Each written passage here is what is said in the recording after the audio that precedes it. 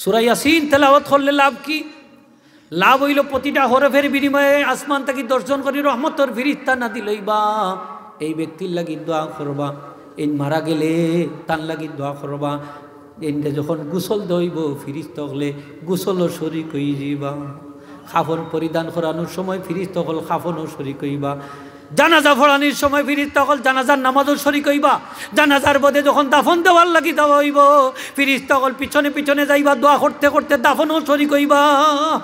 সুবহানাল্লাহ হোকা। ফিরিস্তা হল কিন্তু যাই না তা হইন, যাইনি না তা হইন, মাতুকাতে মানলোকে মাতুকা তা হইন, ফিরিস্তা হল তাকবা। ওই যে কবর যাওয়ার বাদে মুনকার নাকি ফিরিস্তা আইবা, এরা আমরা কবর জীবিত করবা, করবা নি না করতা না করবা, চেহারা দিককেও হইবা, চেহারা দিককেও হইবা, এর চেহারার সাক্ষী দে এই তিনটা প্রশ্নের জবাব দিয়ে লাইতে পারবা। এনরে প্রশ্ন করিয়া এই সময় নষ্ট করিয়া কোনো লাভ নাই, চলো তার কবর থেকে আমরা যাই। সুবহান। এই আমলটা কোন আমল? এই আমলটা হইল যদি আমরা প্রতি রাত্রে সূরা মুলুক তেলাওয়াত করি, 29 পারার ফয়লা সূরা সূরাতুল মুলক, হোকা সূরাতুল মুলক বলো দামি সূরা। এই সূরা পড়লে প্রত্যেক রাত্রে যদি সূরা পড়েন কবরের আযাব মাফ, হোকা সুবহানাল্লাহ, শান্তিতে ঘুমাইতে পারবা।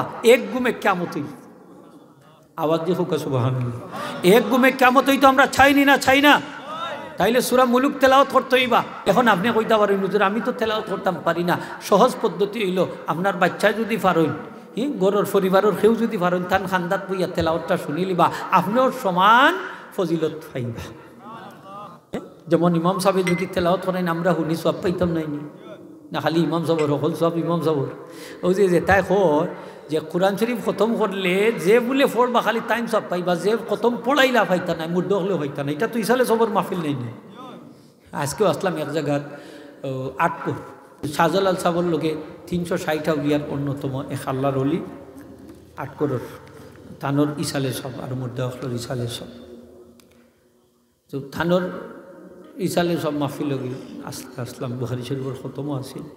তো যাই হোক, ওই যে শামসুদ্দিন বিহারী রহমত, তার নাম শামসুদ্দিন বিহারী রহমত।